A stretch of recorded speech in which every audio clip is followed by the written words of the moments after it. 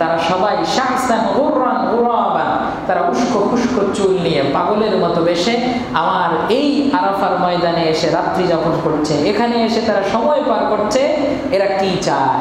আল্লাহ রাব্বুল আলামিন এই প্রশ্ন করার পর উচ্চ প্রশ্নের জবাব দেন, তারা যে যেখান থেকে মিন কুল্লি ফাজ্জিন আমির, তারা যে যেখান থেকে আমার কাছে এসেছে, আমার বান্দাই আরাফার ময়দানে এখন যা চাইবে আমার আরশে আজিমে আমার রহমতের দরিয়ায় জোশ মেরে যায়। হাজী সাহেবরা যা চায় আমি আরাফার ময়দানে তাদের সবাইকে সব কিছু দিয়ে দেই। সুবহানাল্লাহ। একটা হাদিস পড়ে অবাক হয়েছি। রাসূলুল্লাহ সাল্লাল্লাহু আলাইহি ওয়াসাল্লাম বলেছেন, হাজী সাহেবদের দোয়া আল্লাহ কবুল করেন। এটা তো সাধারণ কথা, হাজী সাহেবদের দোয়া কে কবুল করেন? আল্লাহ।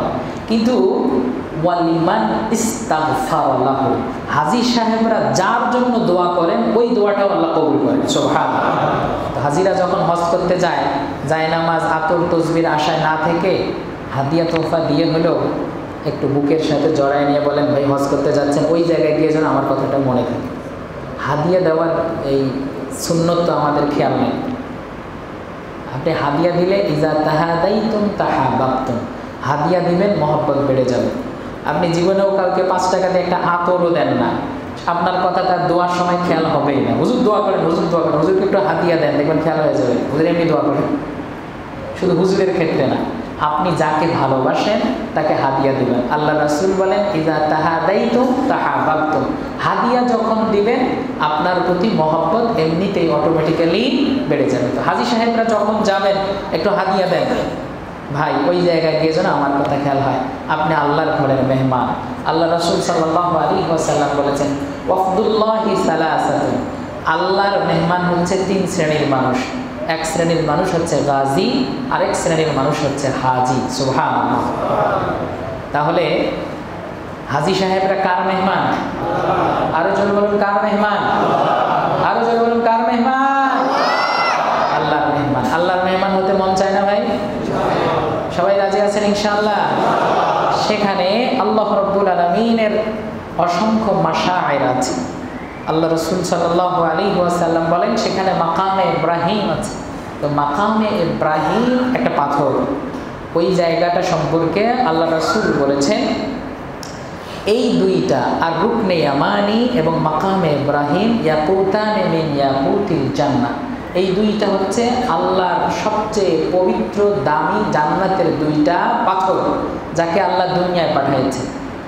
লাউ লাম ইয়াতমিস নূরহুমা, এই 2টার আলোকে আল্লাহ তাআলা যদি নিভিয়ে না দিতেন, লা আদাআত বিহিমা বাইনাল মাশরিক ওয়াল মাগরিব, এই মাকামে ইব্রাহিম এবং রুকনে ইয়ামানের আলোয় মাশরিক থেকে মাগরিব পর্যন্ত গোটা দুনিয়া উজালা হয়ে যেত। সুবহানাল্লাহ।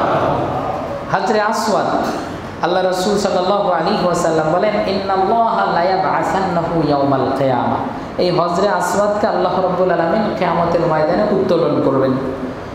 ইয়াকুল্লাহু আইনান, এই হজরে আসওয়াদের 2টা চোখ হবে। আপনি যদি হজরে আসওয়াদের সাক্ষাৎ পেয়ে যান কিয়ামতের ময়দানে, ওই 2 চোখ দিয়ে আপনাকে সে খুঁজে নেবে। সুবহানাল্লাহ।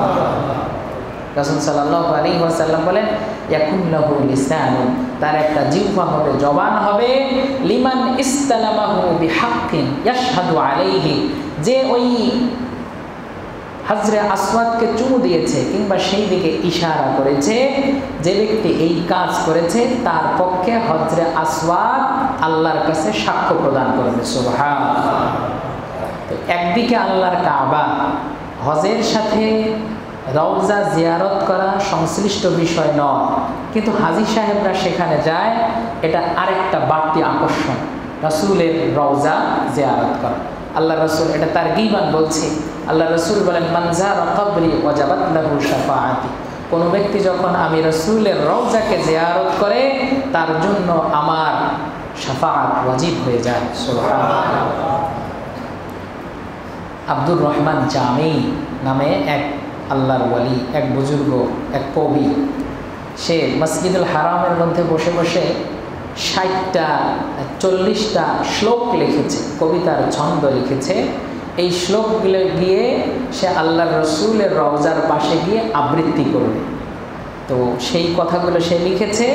আল্লাহর রসুল সাল্লাল্লাহু আলাইহি ওয়াসাল্লাম স্বপ্নে মদিনার গভর্নরকে দেখাইলেন, ও মদিনার গভর্নর, আমার এক আশেক আছে, আমার এক পাগল আছে, সে পারস্য থেকে এসেছে, কবিতা আবৃত্তি করেছে কাবার চত্বরে বসে, আমার রওজায় এসে সে সেই কবিতা আবৃত্তি করবে, তুমি তাকে আসতে দিও না, বাধা দাও। গভর্নর সকালবেলা বেকুল হয়ে ওই লোককে খুঁজতে থাকলেন। খুঁজতে খুঁজতে আব্দুর রহমান জামিকে পাওয়া গেল। আব্দুর রহমান জামিকে বলছে, ও আব্দুর রহমান জামি, তোমার আর মদিনায় যাওয়া লাগবে না, আটকে রেখেছে।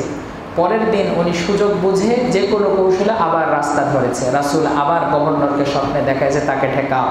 এবার সে পুলিশ দিয়ে পাহারা দিয়ে আব্দুর রহমান জামিকে ঠেকিয়েছে। আল্লাহ রাসূল স্বপ্নে ওই গভর্নরকে বলছে যে এসেছে আল্লাহর মেহমান হয়ে, আর আমার রাসূলের উপরে সে শ্লোক আবৃত্তি করবে আমার মহব্বতে, আশেক হয়ে আমার রওজা পর্যন্ত আসবে, তাকে পুলিশ দিয়ে ঠেকাইছো কেন? সে তো আল্লাহর ঘরের মেহমান, আমি তাকে আটকে রাখতে বলেছি তার কারণ সে যখন আমি রাসূলের রওজায় এসে আমাকে নিয়ে কবিতা আবৃত্তি করবে, তার কবিতার মধ্যে যে প্রেম নিহিত আছে, ওই প্রেমের কারণে আমি রাসূল রওজায় থাকতে পারবো না। আল্লাহর সৃষ্টির শৃঙ্খলাকে অতিক্রম করে আমি রাসূল তার সামনে উপস্থিত হওয়া আমার জন্য লাজেম হয়ে যাবে। কবিতার পংক্তি ছিল এরকম, ইয়া রাসূলুল্লাহ, জানি আপনি নাকি তাওয়াফের, আপনি নাকি তায়েফের স্যান্ডেল পরতে ভালোবাসেন, আপনি যে স্পঞ্জ পরতেন ওইটা নাকি তায়েফের ছিল। তো আমি যদি আপনাকে পেতাম রাসূলুল্লাহ, কলিজা ছিঁড়ে আমার রগ দিয়ে তোমার সেই স্যান্ডেলের ফিতা বানায় দিতাম। সুবহানাল্লাহ। এ হচ্ছে রাসূলের ইশক। রাসূলুল্লাহ সাল্লাল্লাহু আলাইহি ওয়াসাল্লামকে হাসান বিন সাবিত রাদিয়াল্লাহু তাআলা আনহু কবিতা আবৃত্তি করে শুনেছেন, ওয়া আহসানু মিনকা লাম তারা কাত্তুন আইনাইয়া ওয়া আজমালু মিনকা লাম তালিদিন নিসা। হে রাসূল, আপনার থেকে সুন্দর মানুষ পৃথিবীতে আর কাউকে দেখতে পাইনি। ওয়া আজমালু মিনকা লাম তালিদিন নিসা, পৃথিবীর কোনো মা গর্ভবতী নারী আপনার মতো এত সুন্দর পুরুষকে জন্ম দেয় নাই। সুবহানাল্লাহ। কান্নাকা খুলিকতা কামা তাশা, যেন পৃথিবীর সব সংকীর্ণতা থেকে, দুর্বলতা থেকে মুক্ত করে আপনি রাসূলকে পয়দা করা হয়েছে। সুবহানাল্লাহ। তো একদিকে আল্লাহর কাবার ইশক থাকবে, অন্যদিকে রাসূলুল্লাহ সাল্লাল্লাহু আলাইহি ওয়াসাল্লামের রওজায়ে আতহারের ইশক থাকবে।